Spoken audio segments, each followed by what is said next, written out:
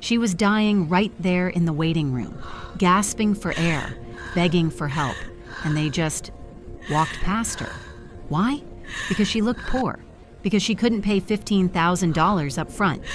What they didn't know was that her son, the man kneeling beside her in those cheap clothes, could have bought their entire hospital with pocket change. And when she died on that floor, he made them pay in ways they never saw coming. The morning sun filtered through the thin curtains of a modest apartment in the older part of the city.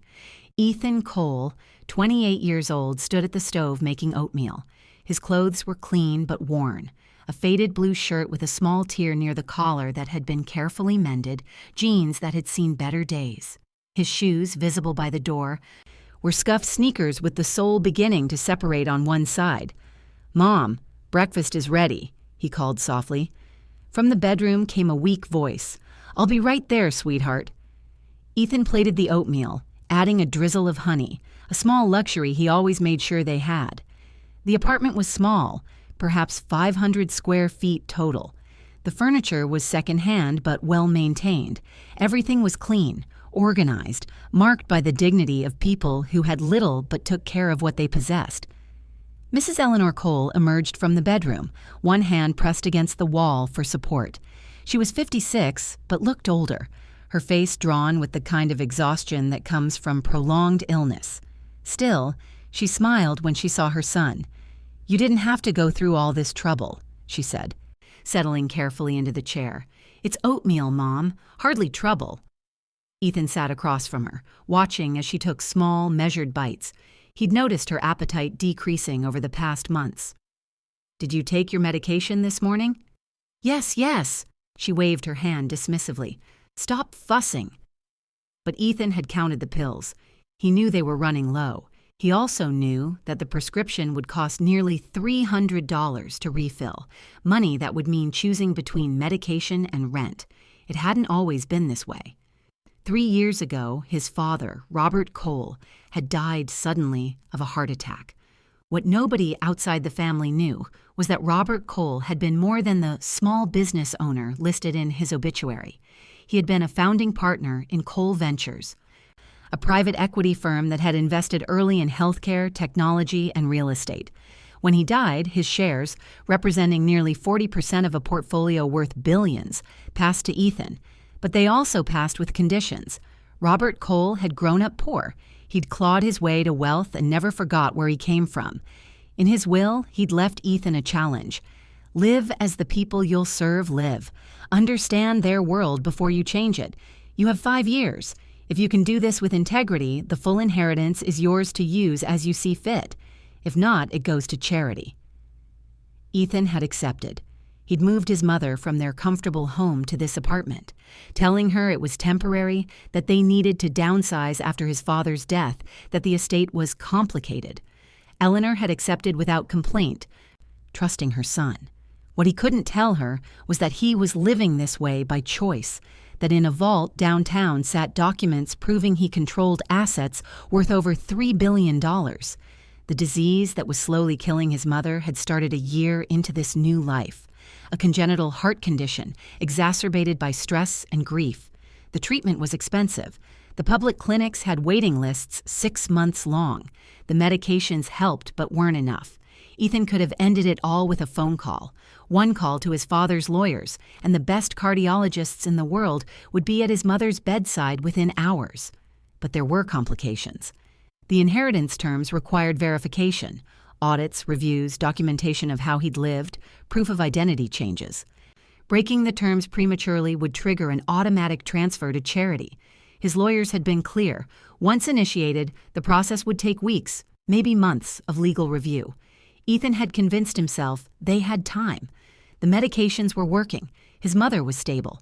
He'd started the process to reclaim his inheritance 2 months ago, but the paperwork crawled through legal channels with agonizing slowness. He just needed a little more time. "What are you thinking about?" Eleanor asked, pulling him from his thoughts. "Nothing, Mom, just work stuff." He worked at a warehouse now, loading boxes for minimum wage. The manager, Mr. Peterson, was a decent man trapped in a system that demanded impossible productivity quotas. Ethan had learned more about inequality in that warehouse than in any college course. "You work too hard," Eleanor said softly. "Your father would want you to—" She stopped mid-sentence, her hand going to her chest. Her face paled. "Mom?" Ethan was on his feet instantly. "It's nothing," she breathed. "Just a flutter. It happens sometimes." But Ethan saw the fear in her eyes. It was getting worse. They both knew it. "I'm calling the clinic. We're getting you checked today." "Ethan, we can't afford—" "I'll figure it out. Let me get you to the couch." He helped her to the worn sofa, then grabbed his phone. The public clinic couldn't see her for 2 weeks. The community health center was closed for renovations. Every option led to a dead end or a waiting list. Eleanor's breathing had steadied, but she looked so frail against the cushions. "I'm fine now, really," she insisted. "You'll be late for work." Ethan looked at his phone. He was already late. Missing a shift meant losing pay they desperately needed, but leaving his mother alone— "I'm staying home today. Ethan Cole, you will not miss work because of me. We need that money." The irony of that statement, uttered by a woman whose son controlled billions, nearly broke him. But he'd made his choice. He'd committed to understanding this life, and breaking character now would mean everything had been for nothing.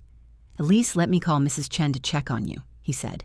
Their neighbor, an elderly woman who lived 2 doors down, had become a friend.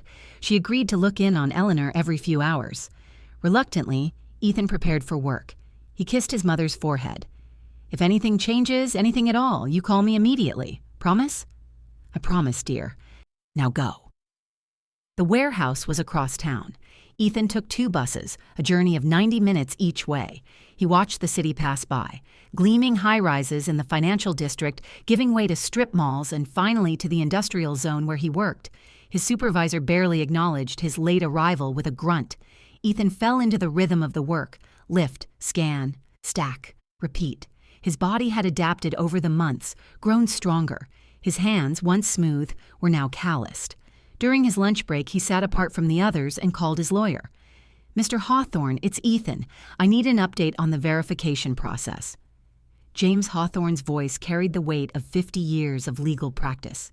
"Ethan, these things take time. We're coordinating with 3 different trust administrators, the IRS, International Holdings.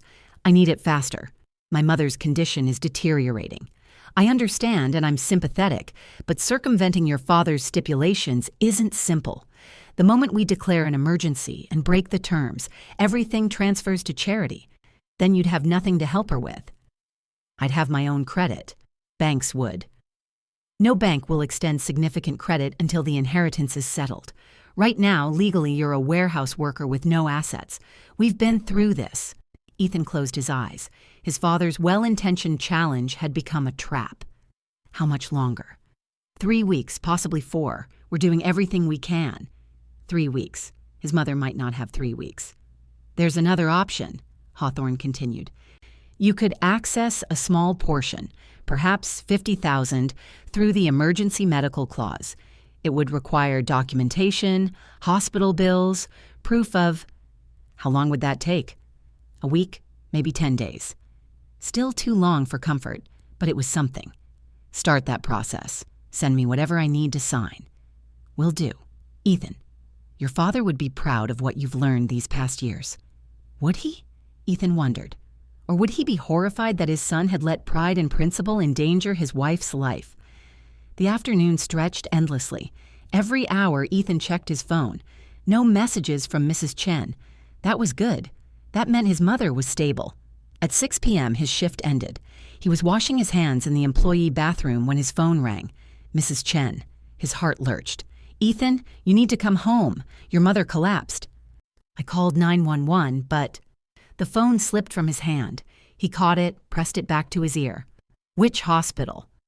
"They said they're taking her to Memorial Grace Hospital. It's the closest one, but Ethan, the ambulance driver, he said something about their emergency room being overwhelmed and—" Ethan was already running. Memorial Grace Hospital was a private institution, one of the newer facilities built during the healthcare boom of the past decade. It gleamed with glass and steel, marketed itself to upper-middle-class families with good insurance. Ethan arrived after a frantic taxi ride that depleted what cash he had. The lobby was pristine, polished floors, modern art on the walls, soft lighting designed to soothe, a far cry from the crowded public clinics he'd become familiar with. The emergency room entrance was to the left. Ethan rushed through the automatic doors, his warehouse uniform drawing immediate glances from the staff. A security guard stepped forward. "Sir, can I help you?" "My mother, she was brought in by ambulance. Eleanor Cole." The guard's eyes traveled over Ethan's appearance, the sweat-stained shirt, the cheap shoes, the general dishevelment of someone who'd just run several blocks. "Registration is at the desk," he said, his tone shifting from helpful to watchful. Ethan approached the reception desk, where a woman in her 30s sat behind a computer, her makeup perfect, her demeanor professional but cold. "I'm looking for Eleanor Cole. She was just admitted." The receptionist typed without looking up. "Relationship? I'm her son," more typing. "She's being evaluated. Are you the primary insurance holder?" She has Medicare, but I need to see her. Is she okay?" "Sir, I need to verify insurance information first. Do you have her insurance card?" Ethan's mind raced. The card was at home. He'd rushed out with nothing but his phone and wallet. "I don't have it with me, but please, I just need to know if she's stable." "Without insurance verification, I can't access detailed patient information. I'll need you to have a seat while we sort this out." "She has a serious heart condition. She needs—" "Sir?" The receptionist's voice hardened. "There are procedures. Have a seat and someone will be with you shortly." Ethan felt the eyes of the security guard on him. He forced himself to breathe, to think. Making a scene would only make things worse. He sat in one of the waiting room chairs, his leg bouncing with nervous energy. Around him, other families waited. Most were well-dressed, speaking in hushed tones. A few glanced at him and quickly looked away. 20 minutes passed, then 30. Ethan returned to the desk, a different receptionist now, a younger man with gelled hair. "Excuse me, I'm waiting for information about Eleanor Cole. She was brought in about 40 minutes ago." The young man checked his screen. "Still being evaluated. Someone will call you when there's an update." "Can I at least know what room she's in? I want to be nearby when—" "Family can't enter the ER treatment area without staff escort. Hospital policy." Ethan felt frustration rising. "I understand policy, but my mother has a documented heart condition, and I need to ensure her doctors know her history." The doctors have access to all necessary medical records once insurance is verified. Always back to insurance. Another hour crawled by. Ethan called Mrs. Chen to get his mother's insurance information, reading it to the receptionist over the phone. The receptionist entered it, frowned. "Her coverage has limitations for cardiac procedures. We'll need to discuss payment options." "What do you mean limitations? Medicare covers basics, but advanced cardiac care, ICU, specialized medications, those often require supplemental coverage or out-of-pocket payment." "How much are we talking about?" The receptionist's expression suggested she'd had this conversation many times. "Depends on what treatment is required. Could be anywhere from $5,000 to $50,000, possibly more. We typically require a deposit before beginning advanced procedures." Ethan's voice dropped. "A deposit? Before treatment. It's standard policy for patients without comprehensive coverage. The hospital has to protect against what? People dying?" The receptionist's professionalism cracked slightly. "Sir, I don't make the policies. I'm just explaining them. And if someone can't pay the deposit, we stabilize them and can refer them to public facilities for ongoing care." Stabilize. That clinical word that meant doing the minimum to keep someone from dying immediately, then sending them away. Ethan sat back down, his mind spinning. He had maybe $300 in his checking account. His credit cards were maxed out from previous medical expenses. The emergency fund from his inheritance was still weeks away from being accessible. He could reveal who he was. Right now, end this charade. But the legal complications, the inheritance transferring to charity, the weeks of court battles while lawyers sorted it out, none of that would help his mother tonight. Another 30 minutes. Ethan approached the desk again. "Please," he said. And he didn't care that his voice was breaking. "She's all I have. Just let me see her. Let me talk to her doctor." This time, a different person, an older nurse who'd just come on shift. She looked at him, really looked, and he saw a flicker of compassion. "Let me check on her status." She picked up a phone, spoke quietly, then hung up. "Mr. Cole, your mother is stable at the moment. She experienced a cardiac event, but we've administered medication. The doctor wants to run additional tests to determine the extent of the damage. Can I see her? The doctor will come out to discuss treatment options first. It shouldn't be long now." It was something. Ethan nodded, returned to his seat. 15 minutes later, a man in scrubs emerged, looking at a tablet. "Family of Eleanor Cole?" Ethan jumped up. "That's me. I'm her son." The doctor was in his 40s with the tired eyes of someone who'd been working long shifts. His name tag read, Dr. Michael Harrison. "Mr. Cole, I'm Dr. Harrison. Your mother suffered what we call a cardiac ischemic event. Her heart isn't getting adequate blood flow. We've stabilized her, but she needs immediate intervention, likely a catheterization procedure to identify blockages, possibly stent placement." "Okay, yes, whatever she needs." Dr. Harrison hesitated. "The procedure is expensive. We'll need to discuss—" "I'll pay. I'll figure it out. Just help her. The hospital requires a deposit for non-emergency procedures. In your mother's case, we're looking at approximately $15,000 as a down payment." The number hit Ethan like a physical blow. $15,000 right now. "We have payment plan options, but the initial deposit—" "I don't have $15,000.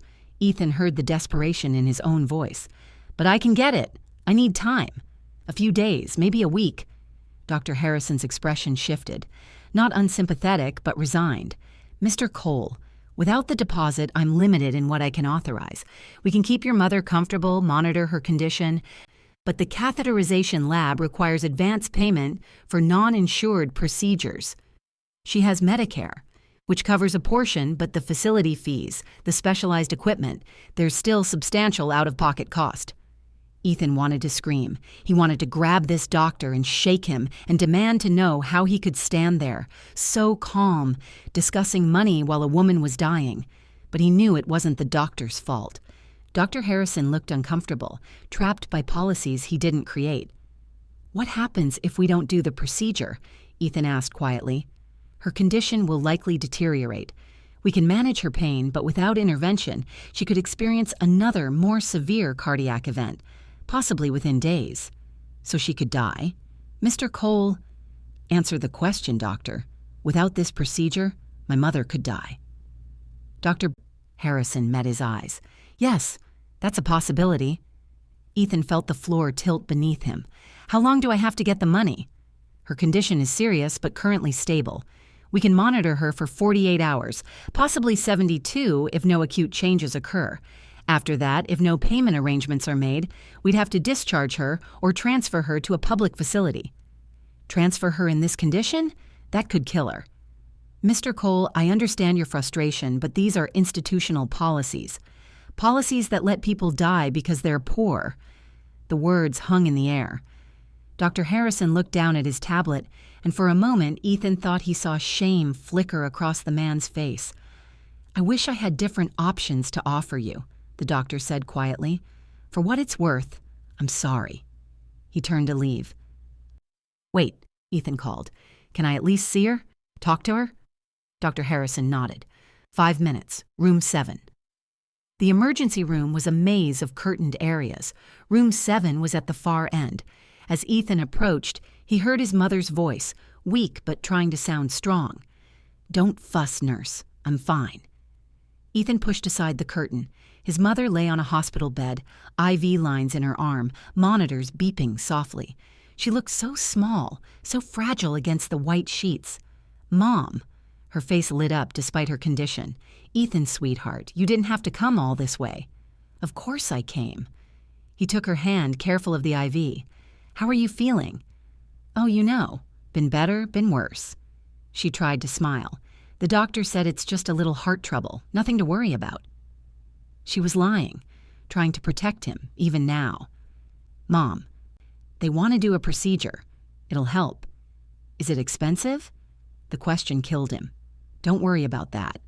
Ethan, her grip tightened. How expensive?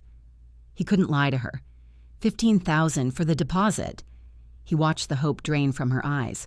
Oh, well, that's quite a lot, isn't it? I'm going to get it. I just need a little time. Honey, no, we don't have that kind of money, and I won't have you going into debt for what? For my mother? For the person who raised me, who sacrificed everything for me? Eleanor's eyes filled with tears. I'm tired, Ethan. So tired. Maybe it's just time. Don't say that. Ethan felt his own tears coming. Please don't say that. A nurse appeared at the curtain. I'm sorry, but we need to run some tests. You'll have to step out. Ethan wanted to refuse, to stay right there, to never leave his mother's side. But the nurse was already preparing equipment, and Eleanor was giving him that look, the one that said she wanted him to be strong. I'll be right outside, he said, kissing her forehead. I love you, Mom. I love you too, sweetheart. Don't worry about me. Back in the waiting room, Ethan pulled out his phone with shaking hands. He called his lawyer again. Mr. Hawthorne, I need that emergency medical fund, now. Ethan, I told you, I don't care what it takes. My mother is in the hospital. They want $15,000. I need it within 48 hours. That's impossible. The paperwork alone. Then find another way. Loan me the money personally. I'll pay you back with interest when the inheritance clears. Ethan, I can't. Ethical boundaries, my firm's policies. Then tell me what I can do, please. There was a long silence. I'll make some calls. See if I can expedite anything, but I can't promise. Just try, that's all I'm asking. Ethan hung up and stared at his phone. Who else could he call? His father's business associates? They'd known Robert Cole, but would they loan money to a son who'd been living anonymously for years? Would they even believe who he was without documentation? He thought about revealing everything, going to the hospital administrator, explaining that he was actually a billionaire, that this was all a misunderstanding. But without proof, without documentation, he'd sound like a lunatic. And even if they believed him, the wheels of verification would turn slowly. Banks would need to confirm identities. Trusts would need to be contacted. Boards would need to convene. The bureaucracy that protected his wealth would be the same bureaucracy that couldn't save his mother. Hours crept by. Ethan called his lawyer twice more, made desperate inquiries about loans, about credit, about any possible source of quick money. Every door was closed. At midnight, a nurse emerged. Mr. Cole, you can see your mother for a few minutes. She's asking for you. He followed the nurse back to room 7. His mother was awake, staring at the ceiling. Can't sleep? He asked softly. Too much thinking. She turned her head to look at him. Sit down, sweetheart. He pulled up a chair, taking her hand again. I've been thinking about your father, Eleanor said. Do you remember what he used to say about the important things in life? Time and love. Everything else is just noise. That's right. She smiled faintly. He was a wise man, your father. Sometimes I think he knew he wouldn't have as much time as he wanted. That's why he always made every moment count. Mom, don't. Hush. Let me talk. She squeezed his hand. I've had a good life, Ethan. Not an easy one, but a good one. I had a husband who loved me. I have a son who's turned into a man I'm proud of. That's more than many people get. You're talking like you're saying goodbye.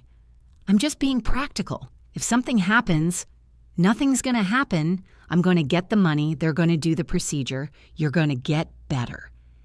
Eleanor looked at him with such tenderness. My sweet boy, still trying to save the world. But some things we can't control, and that's okay. It's not okay. None of this is okay. Maybe not, but it's the world we live in. She paused, breathing carefully. Promise me something. Anything. Don't hate them. The doctors, the nurses, the hospital. They're just people, doing their jobs in a broken system. Hating them won't change anything. How can you say that? They're letting you... He couldn't finish the sentence. They're doing what they've been trained to do, following rules that someone else made.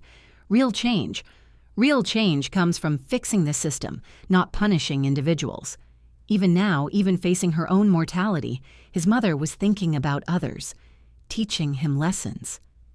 "I promise," he whispered, "but you have to promise me something too." "What's that?" "That you'll fight, that you won't give up." She smiled. "I'll fight as hard as I can. But Ethan, if it's my time, I need you to let me go. I need you to live well, live the life your father and I wanted for you. Can you promise me that?" He couldn't speak, could only nod. A monitor beeped. The nurse returned. "I'm sorry, but she needs to rest." Ethan stood, leaned down to kiss his mother's cheek. "I'll be right outside all night." "Go home, Ethan, get some sleep." "I'm staying." She knew better than to argue. He returned to the waiting room, which had emptied somewhat. A few other families remained, scattered across the plastic chairs. Ethan found a spot in the corner and prepared to wait. His phone buzzed. A text from his lawyer. "Still working on it. We'll update in the morning." The hours of the night stretched endlessly. Ethan dozed fitfully, jerking awake at every sound, every announcement over the hospital PA system. At 3 a.m., alarms sounded. Ethan was on his feet instantly, his heart hammering. Medical staff rushed toward the emergency room. He tried to follow, but the security guard blocked his path. "Sir, you need to stay in the waiting area."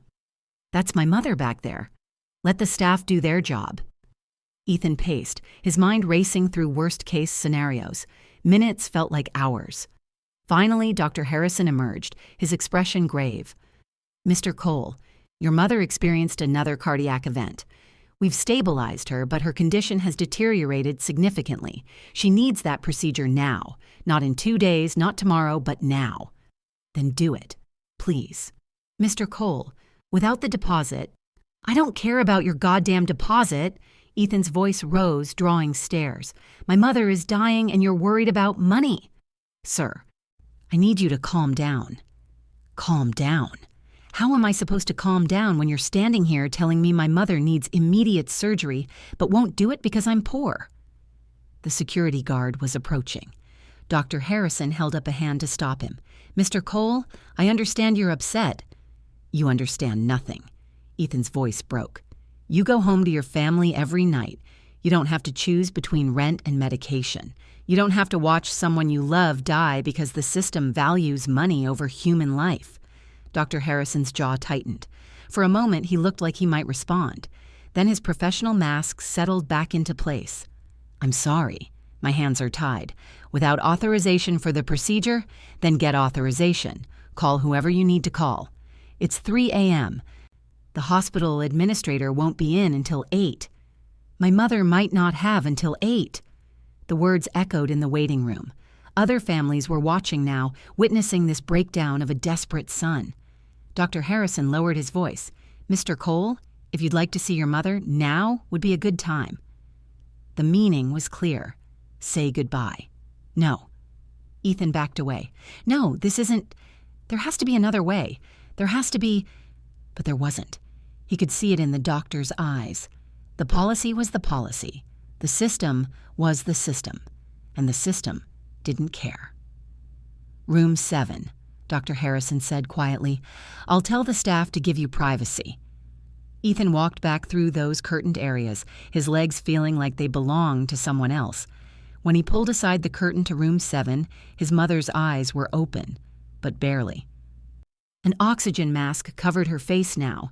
The monitors showed numbers he didn't understand but knew were bad. He pulled the chair close, took her hand. "I'm here, Mom. I'm right here." She tried to speak, but the mask muffled her words. He leaned closer.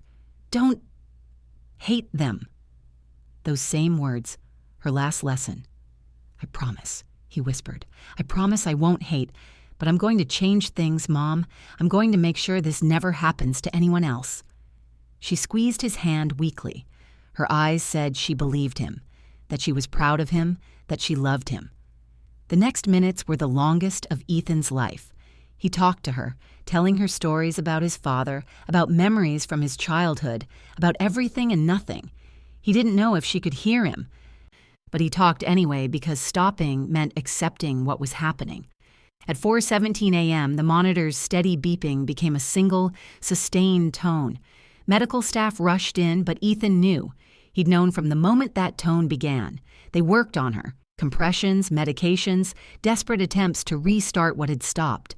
But Ethan stood back, watching numbly, because his mother had already told him what she wanted. No heroic measures, no prolonging the inevitable. After 15 minutes, Dr. Harrison looked at him, a question in his eyes. Ethan nodded. Let her go. They stopped. The room filled with that awful, endless tone until someone finally turned off the monitor. Silence. Dr. Harrison approached, his hand on Ethan's shoulder. I'm so sorry for your loss. Standard words, rehearsed sympathy. But when Ethan looked at the doctor's face, he saw genuine grief there. This man hadn't wanted this outcome either. He'd just been trapped by the same system that had killed Eleanor Cole. Time of death, 4:33 a.m., someone said. A nurse began disconnecting the equipment. Another brought forms. There were always forms. Ethan signed them without reading. What did it matter now? We can move her to a private room, Dr. Harrison offered. Give you some time. No. Ethan's voice sounded dead even to himself. I need to go. He couldn't be here anymore. Couldn't breathe in this place that smelled of antiseptic and death and broken promises. He walked out through the emergency room, through the pristine lobby, out into the pre-dawn darkness. The city was beginning to wake. Cars passing. People starting their days. The world continuing as if nothing had changed, but everything had changed. Ethan stood on the sidewalk, feeling the cold air on his face and something inside him, something that had been carefully controlled for 3 years, finally broke. He pulled out his phone with shaking hands and dialed his lawyer. Ethan, Hawthorne answered, groggy. It's 5 a.m. My mother is dead. Silence on the other end. She died an hour ago in a hospital that refused to treat her because we couldn't pay a $15,000 deposit.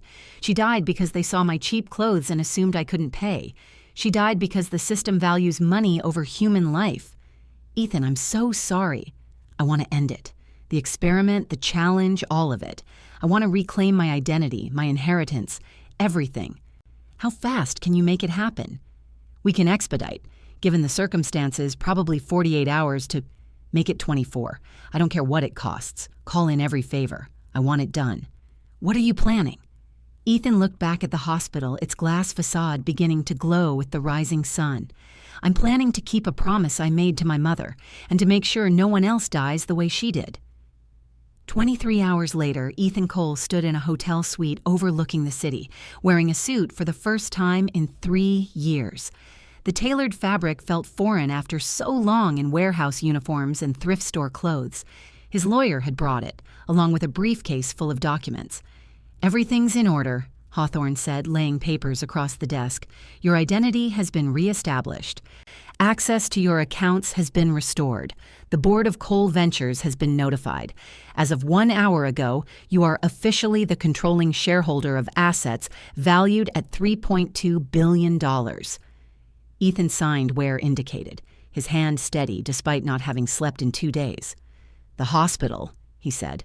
Memorial Grace. Who owns it? Hawthorne pulled out another folder. It's part of Providence Health Systems, a regional chain. They operate 17 hospitals across 6 states.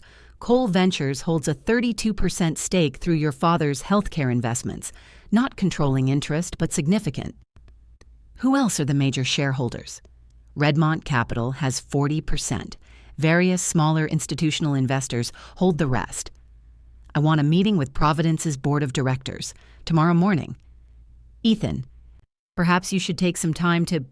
Tomorrow morning. Can you arrange it? Hawthorne nodded slowly. I'll make the calls.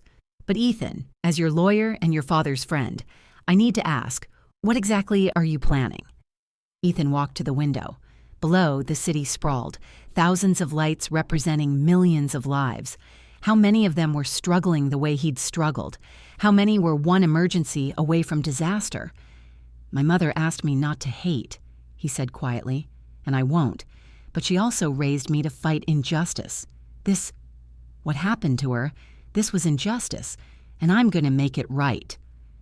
The next morning, Ethan arrived at Providence Health System's headquarters in a convoy of 3 black cars, his legal team, his financial advisors, and a publicist he'd hired specifically for what was about to happen. The boardroom was on the 30th floor, all glass and modern art and expensive furniture. 12 people waited around the conference table, board members, executives, lawyers. They looked curious, some concerned. They'd been told only that a major shareholder had requested an emergency meeting. Ethan entered, and several people did double takes. He looked different from his warehouse days, clean-shaven, haircut, expensive suit, but some might have recognized the young man who'd knelt in their emergency room 3 days ago. "Good morning," Ethan said, taking a seat at the head of the table. "Thank you for meeting on such short notice. I'm Ethan Cole, majority shareholder of Cole Ventures, which, as you know, holds significant interest in Providence Health Systems. Marcus Brennan, the CEO, was a silver-haired man in his 60s who'd built Providence from 3 hospitals to 17 over 2 decades. He leaned forward with a practiced smile. Mr. Cole, we're honored. Your father was a valued partner. Our condolences on your loss, both your father's passing and—" He glanced at a note. "We understand your mother recently passed as well. Please accept our deepest sympathies." "Thank you," Ethan said flatly. "She died at Memorial Grace Hospital 72 hours ago, in your emergency room to be precise." The room shifted uncomfortably. "I'm very sorry to hear that," Brennan said carefully. "If there was any lapse in care—" "There was no lapse in care," Ethan interrupted. "Your staff followed policy exactly. That's the problem." He opened his briefcase and pulled out a tablet. "I'd like to show you something." He connected it to the room's display system. Security footage appeared, black and white, time-stamped. The emergency room waiting area of Memorial Grace Hospital. "This is from 3 nights ago," Ethan narrated. "That's me arriving with my mother who'd been brought by ambulance." On screen, his disheveled past self rushed through the doors. "You can see I'm dressed in warehouse worker clothes, clearly not wealthy." The board watched in silence as the footage played. The conversation at the reception desk, Ethan's repeated attempts to get information, the waiting, the growing desperation. "Notice the response time," Ethan continued. "Affluent-looking families are attended to within minutes. I waited over an hour for basic information. Not because the staff was malicious, they were just following the protocol you've established. Triage based on insurance status and perceived ability to pay." The video continued. Ethan arguing with Dr. Harrison about the deposit, the security guard hovering nearby. $15,000, Ethan said. "That's what you required to save my mother's life. A deposit before treatment. Not payment after, not a payment plan, not a loan. A deposit up front or she doesn't get the procedure that would have saved her." Brennan cleared his throat. "Mr. Cole, we have financial assistance programs. That take weeks to process. My mother had hours." Ethan advanced the footage. "Here's the final conversation. Dr. Harrison telling me she needs immediate intervention. Me begging for any option. Him explaining that his hands are tied by hospital policy." The final sequence played. Ethan being told to say goodbye. The numbers on the display screen beside Eleanor's bed dropping, then flatlining. "Time of death, 4:33 a.m., Ethan said, his voice catching slightly. "Cause of death, cardiac arrest due to untreated coronary blockage. Preventable? Absolutely. Prevented? No, because she couldn't pay $15,000 up front." He turned off the display. The room was silent. "Now," Ethan continued, pulling out documents, "let me tell you who I am. I'm the son of Robert Cole, who founded Cole Ventures. I control assets worth over $3 billion. I could have written a check for that $15,000 deposit. In fact, I could have bought your entire hospital chain with cash and had money left over." Confusion rippled through the room. "I was living anonymously," Ethan explained, "by choice, fulfilling the terms of my father's will, learning what it means to be poor in America. And what I learned is that your system, our healthcare system, is designed to let people die if they can't pay. Not through cruelty, but through bureaucracy, through policies that sound reasonable in board meetings but are death sentences in emergency rooms." Rebecca Chen, the chief medical officer, spoke up. "Mr. Cole, with respect, we have to protect the hospital's financial viability. Bad debt from uninsured patients costs us millions annually. The deposit policy ensures what? Ethan's voice hardened. That only wealthy people get life-saving care? That's not health care. That's a luxury service masquerading as medicine. It's not that simple, Brennan interjected. We operate on thin margins. Government reimbursement rates barely cover costs. We have to make up the difference somehow. By letting poor people die? By requiring payment for services rendered, just like any business. Healthcare isn't any business. Ethan stood pacing. When someone needs a new car and can't afford it, they don't die. When someone needs emergency surgery and can't afford it, they do die. That's the difference. That's why healthcare can't operate like a business. Mr. Cole, said Gerald Vance, the chief financial officer, I understand you're grieving, but the financial realities of hospital operations are complex. Our costs, I know your costs. Ethan opened another document. I've spent the past 24 hours analyzing Providence's financials. Your executive compensation package is $17 million annually. Your marketing budget is $43 million. You spent $62 million on facility upgrades, granite countertops, art installations, valet parking, all designed to attract wealthy patients. He let that sink in. Meanwhile, you claim you can't afford to treat emergencies without upfront deposits. You claim thin margins while paying your CEO $4 million a year. Your CFO makes $2.6 million. Your board members each receive $300,000 in annual fees for attending quarterly meetings. Brennan's face reddened. Those are competitive market rates. For what market? The market of human suffering? My mother died so you could maintain your compensation packages and your marble lobbies and your competitive position in attracting high-paying patients. That's not fair, Chen protested. We provide charity care. We have programs. With waiting lists, with requirements, with bureaucratic hurdles designed to discourage people from applying. Ethan pulled out more documents. Last year, Providence spent $2.3 million on advertising, but only $1.7 million on financial assistance for low-income patients. You spent more on marketing than on saving lives. Marketing brings in patients, Vance argued. No patients, no hospital. No hospital, no one gets treated. So it's a hostage situation? Pay us or we close, die or accept whatever terms we set?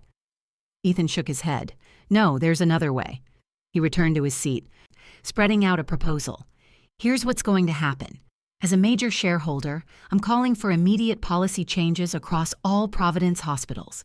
Effective immediately, no hospital in this system will ever again require a deposit before emergency treatment. Ever. If someone walks in dying, they get treated.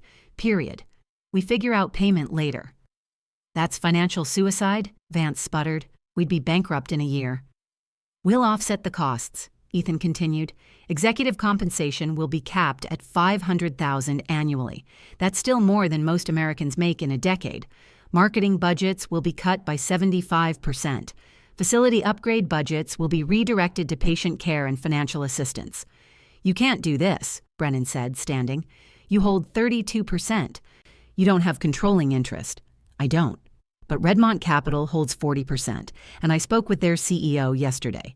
They're a socially responsible investment fund. When I explained what happened to my mother, when I showed them this footage and these financials, they agreed to support my reforms. That's 72%. More than enough. The room erupted. Board members talking over each other, some outraged, others calculating implications. Ethan let them vent for a moment, then held up his hand. There's more. I'm establishing the Eleanor Cole Foundation with an initial endowment of $500 million. Its purpose, to pay for emergency medical care for patients who can't afford it. Any Providence hospital that treats someone without insurance will be reimbursed by the foundation. You won't lose money. You'll just have to lose the excuse. $500 million? Someone whispered. To start, I'll add more as needed. Healthcare shouldn't be rationed by wealth. If that makes me a radical, so be it. Brennan sat back down heavily. Mr. Cole, even if we implement these changes at Providence, it won't change the broader system. There are thousands of hospitals across the country operating under similar policies. I know. That's why I'm not stopping here. Ethan pulled out a press release. In 2 hours, I'm holding a press conference. I'm going to show this footage to the world. I'm going to tell them about my mother, about how she died begging for treatment in a hospital I partly owned. And I'm going to announce these reforms and challenge every other hospital system to match them. You'll be crucified by the industry, Chen warned. Hospital associations, insurance companies, pharmaceutical firms, they'll come after you. Let them come. I have $3 billion and nothing left to lose. The only family I had is gone. So now I'm going to spend the rest of my life making sure what happened to her never happens to anyone else. Dr. Harrison, who'd been sitting quietly in the corner as the hospital's medical representative, finally spoke. Mr. Cole, I was there that night. I'm the one who told you we couldn't do the procedure without a deposit. I've thought about nothing else since. If these reforms can save even one life, I support them completely. Other heads nodded around the table. Not all, some still looked angry or calculating, but enough. Brennan ran his hand through his hair. This will revolutionize how we operate. Good. Healthcare needs a revolution. It'll take time to implement. Policies, training, system overhauls. You have 90 days. In 3 months, I want every Providence hospital operating under the new guidelines, or I'll use my position to call for new leadership. Brennan stopped himself, looked at the faces around the table, at the footage still frozen on the display screen, at Ethan, who'd lost everything and gained the power to change everything. 90 days, Brennan agreed quietly. We'll make it work. The press conference was held in a hotel ballroom downtown. Ethan had expected maybe a dozen reporters. Nearly 100 showed up, along with cameras from every major news network. He stood at the podium, the security footage cued on screens behind him, and told the story. Not just his story, his mother's story. He made them see her as she'd been, a kind woman, a loving mother, someone who'd worked her whole life and asked for nothing except basic human dignity in her final hours. He showed the footage. Let them watch a woman die in a hospital waiting room while doctors walked past. Let them hear him begging for help. Let them see the system fail in real time. Her name was Eleanor Cole, Ethan said, his voice steady but his eyes red. She was 56 years old. She liked gardening and old movies and making terrible puns. She was the best mother anyone could ask for, and she died because a hospital valued money more than her life. He announced the reforms. The Eleanor Cole Foundation, the challenge to other hospitals. Some will call this radical, he said. Some will say it's financially unsustainable. But I'm proof that there's enough wealth in this country to ensure no one dies for lack of a $15,000 deposit. The question isn't, can we afford universal emergency care? It's, will we choose to provide it? The questions from reporters came fast. Mr. Cole, do you blame the hospital staff? No, they're victims of the system too. Dr. Harrison did everything he could within the constraints of policy. The nurses were professional and kind. This isn't about individual blame. It's about systemic change. What about personal responsibility? Shouldn't people save for emergencies? Ethan's jaw tightened. My mother worked 40-hour weeks her entire adult life. She paid her taxes. She had insurance. But her insurance had gaps, and our savings were gone after my father's death. Should she have predicted that? Should she have worked harder? At what point does personal responsibility become a euphemism for accepting preventable deaths? Critics might say you're a grieving son making emotional decisions. I am a grieving son. But these aren't emotional decisions. They're moral ones. And if basic morality seems radical in our healthcare system, that tells you everything you need to know about what's wrong with it. The press conference lasted an hour. By the time it ended, the footage was already viral. Social media exploded. Within 24 hours, the Eleanor Cole was trending worldwide. Other stories emerged, people sharing their own experiences of being denied care, of choosing between treatment and bankruptcy, of losing loved ones to a system that valued profit over people. The response from the healthcare industry was swift and divided. Some executives condemned Ethan as naive, claiming his reforms would bankrupt hospitals and reduce care quality for everyone. But others, younger hospital administrators, progressive medical professionals, patient advocacy groups, rallied to his cause. 3 weeks after the press conference, the first major hospital system outside Providence announced they were adopting similar policies. Then another. Then another. Insurance companies pushed back, but public pressure was mounting. Politicians who'd taken healthcare donations suddenly found themselves facing constituent anger. Bills were introduced in state legislatures prohibiting deposit requirements for emergency care. Not everyone was happy. Ethan received death threats from industry hardliners. His lawyers fielded lawsuits. Conservative think tanks published papers explaining why his approach was economically illiterate. But he didn't stop. He used his platform and his wealth strategically. Funded studies showing that universal emergency care was financially viable, hired economists to develop sustainable models, created coalitions between progressive healthcare advocates and, surprisingly, some conservative groups who opposed the current system's inefficiencies. 6 months after his mother's death, Congress held hearings on emergency care access. Ethan testified, showing the footage once more, telling Eleanor's story to a room full of senators. "My mother's dying words were, 'Don't hate them,'" he said. "She meant the hospital staff, but I think she meant something broader. Don't hate the individuals trapped in a broken system. Fix the system instead. That's what I'm trying to do. That's what we all should be trying to do." The legislation that eventually passed wasn't everything he'd hoped for. It was compromised, watered down, full of loopholes that industry lobbyists had successfully inserted. But it did establish, for the first time, a federal requirement that hospitals provide emergency stabilization regardless of ability to pay, with reimbursement mechanisms to prevent financial hardship. It wasn't perfect, but it was progress. 1 year after Eleanor's death, Ethan stood at her grave on a cold morning in early December.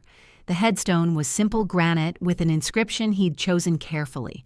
"Eleanor Margaret Cole, beloved mother, don't hate them, just live well." He placed flowers at the base, roses, her favorite, and sat on the bench he'd had installed nearby. "I kept my promise. Mom," he said quietly to the stone, "I'm living well. Or trying to, anyway. It's harder than I expected. Some days I'm so angry I can barely function. Angry at the system, at myself for not breaking the rules sooner, at Dad for creating a challenge that cost me you." A bird landed nearby, pecked at the frost-covered grass. "But then I remember what you taught me. That anger without purpose is just noise. That real change comes from understanding, not hatred. You were right about that. You were right about most things." He pulled out his phone, showing her, because talking to her, even now, felt necessary, the latest statistics. The Eleanor Cole Foundation has covered emergency care for over 12,000 people in the past year. 12,000 people who would have been turned away or forced into bankruptcy. That's because of you, Mom. Because your life and your death meant something. The wind picked up, rustling the bare tree branches. Providence fully implemented the reforms. 97 hospitals across the country have adopted similar policies. Federal legislation passed, even if it's not as strong as we wanted. There's a real movement now, Mom. Real change happening. He wiped his eyes, not caring who might see. "But I'd give it all back. Every policy change, every life saved, every dollar in that foundation. I'd give it all back for 5 more minutes with you. I'd trade everything to hear you tell me another terrible pun or teach me another lesson about kindness." Silence, except for the wind. Dr. Harrison still works at Memorial Grace. He became one of our biggest advocates for reform. Says he carries what happened to you with him every day. I told him you wouldn't want that. You'd want him to forgive himself and focus on the future. That's what you'd tell me, isn't it? To forgive myself for not breaking the rules sooner? He stood, touching the cold granite. "I'm trying, Mom. Some days are harder than others. But I'm trying to honor what you taught me, to be kind, to fight injustice without becoming hateful, to remember that most people are just trying to do their best in a complicated world." He started to leave, then turned back. "Oh, and I'm seeing someone, a therapist, Dr. Patricia Wong. You'd like her. She doesn't let me wallow in guilt. Says you'd probably smack me upside the head if you knew how much time I spent feeling responsible for what happened. She's probably right about that." A small smile crossed his face. "I love you, Mom. I miss you every single day.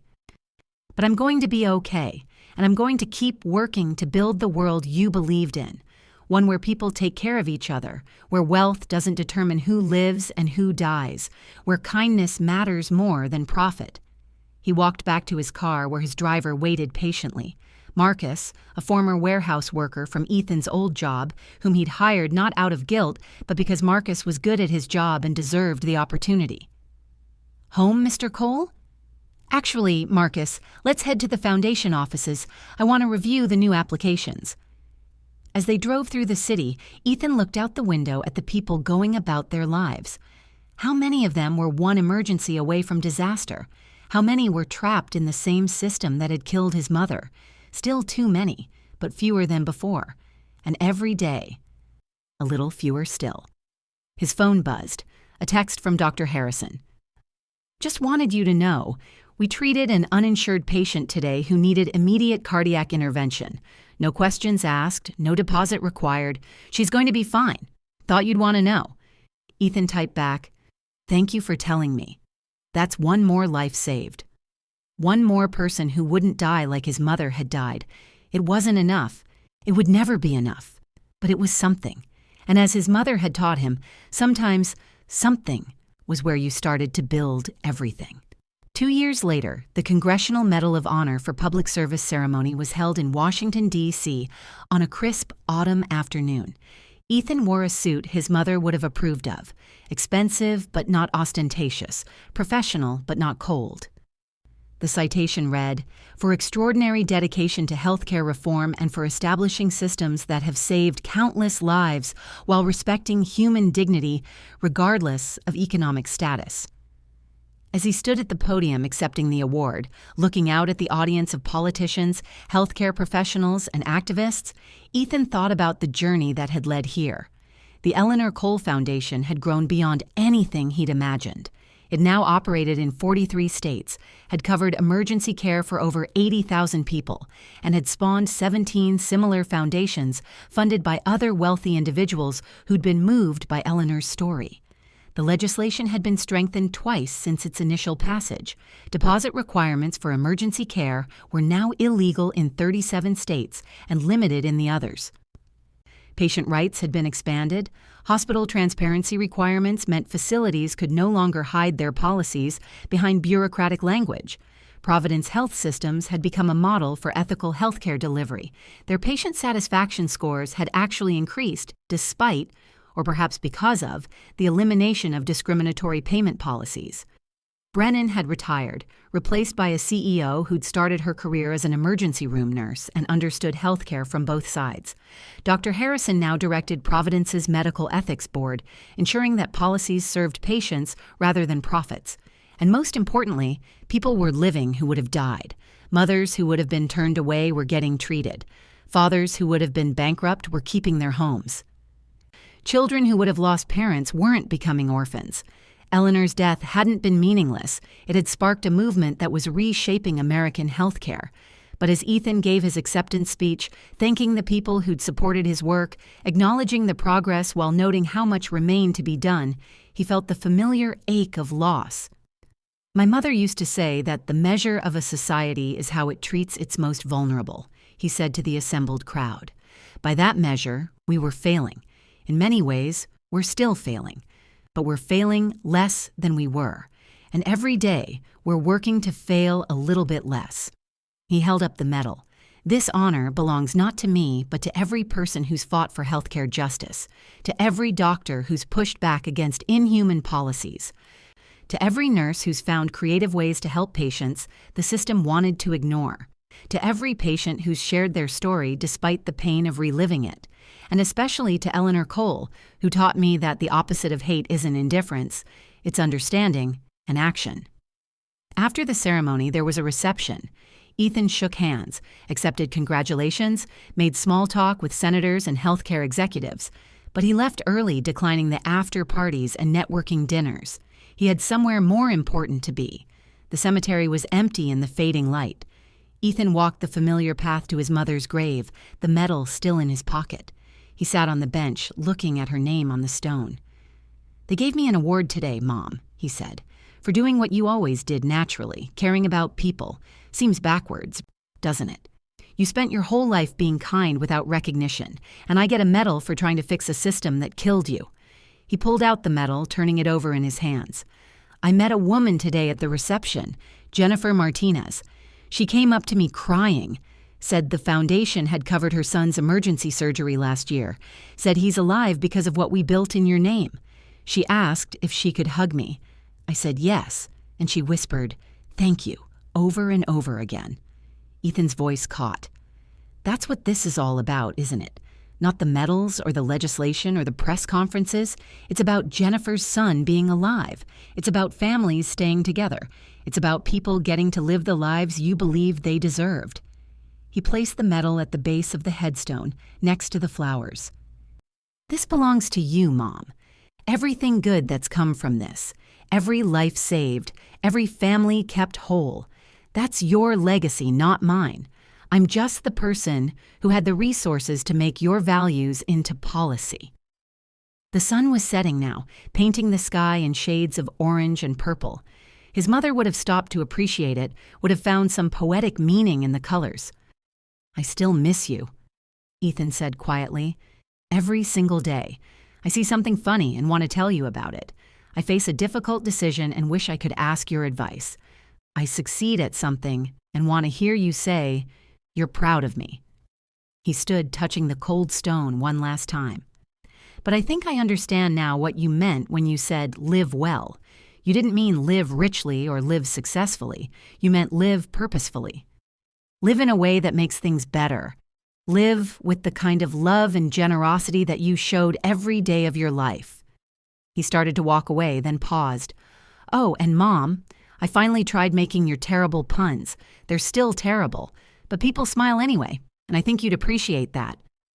As he walked back to his car, Ethan's phone buzzed with messages. Updates from the foundation, requests for interviews, invitations to speak at medical schools and policy conferences. The work was never done, would never be done. There would always be another fight, another injustice to address, another life to save. But that was okay. He had purpose now. He had direction. He had a reason to wake up every morning beyond mere survival. He had his mother's legacy to honor and expand. And in a strange way, though he'd lost everything that mattered most, he'd gained something equally important. The knowledge that one person, one story, one tragedy, transformed into action, could actually change the world, not completely, not perfectly, but meaningfully. And sometimes, meaning was enough.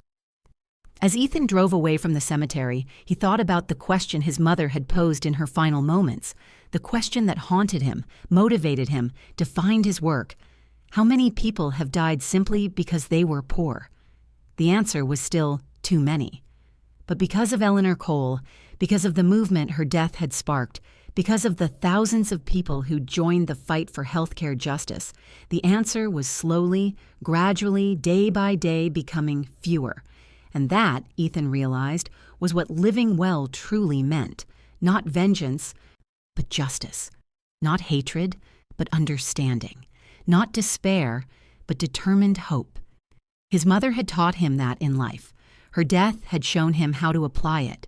And he would spend the rest of his days making sure that her final lesson, that kindness and action could coexist, that you could fight systems without hating people, that love could be a stronger force than anger, lived on in every policy changed, every life saved, every family kept whole. Because in the end, that was the only way to truly honor her memory. Not by mourning what was lost, but by building what could be gained, one patient at a time, one hospital at a time, one life at a time, until the day came when no one else would have to choose between their health and their wealth, when no one else would die in a hospital waiting room while help stood mere feet away, when Eleanor Cole's death would be remembered not as a tragedy that changed nothing, but as the catalyst that changed everything. That day hadn't arrived yet, but Ethan could see it on the horizon, getting closer with each passing year, and he would work toward it every day for the rest of his life, for his mother, for himself, for everyone who deserved better than the system they'd been given. That was his promise. That was his purpose. That was how he would live well.